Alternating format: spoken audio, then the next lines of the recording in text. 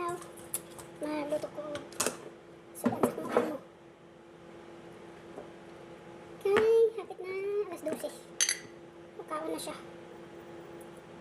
Ay, petot do guys. Bisaya day. Bisaya day ko. First time ko pa mag-video. Onion. Sudan niya is tilapia.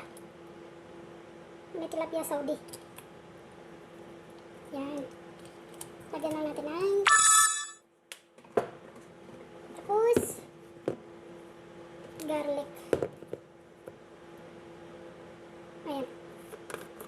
Konti lang. Kaya kung mabutan dito, ano sa salita ng isa, sa baka sabihin nila. Nabaliw na ako. Sana guys, mag-subscribe naman kayo. Mawa kayo akin. Yan. Tapos ano natin yung oven.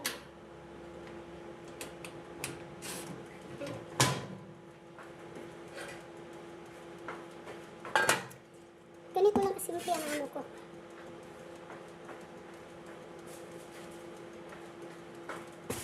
Yan kaarte-arte.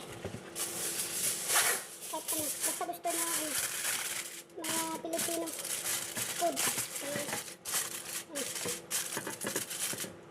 Yan. Tapos mamaya, hihimayin ko. Tapos bigay sa kanya. Ano lang kasimple.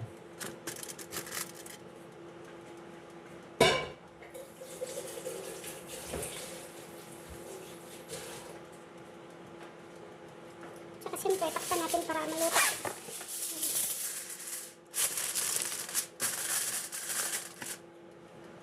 Tapos, lagay na siya sa oven. Sa grill. Basta yun ito. Wala kasi ito sa amin eh. Yan o. Yan, nakasit na siya.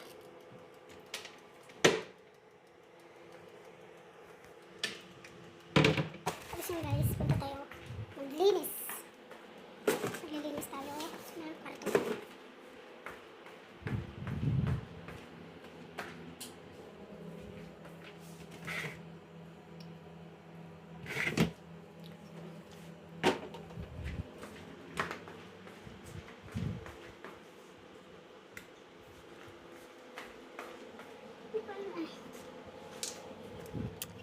Pasok ka pa pusa ka.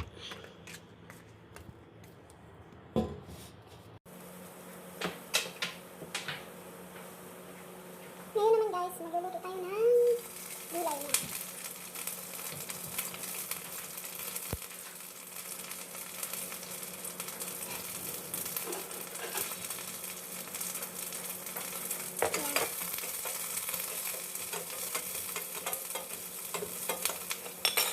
Sana pala yung isda, nasunog. Yun o. Diba, sunog. Ako pa niya siyang hagpatan. Himayin ko para hindi na siya mahirapan kumain. Isa-isa lang. Tapos, upo, squash, saka bell pepper.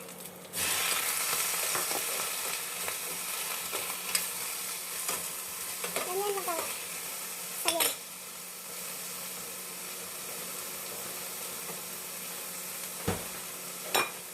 Bilis. Sitaw. Kunti lang. Kasi isa lang naman ang kakain.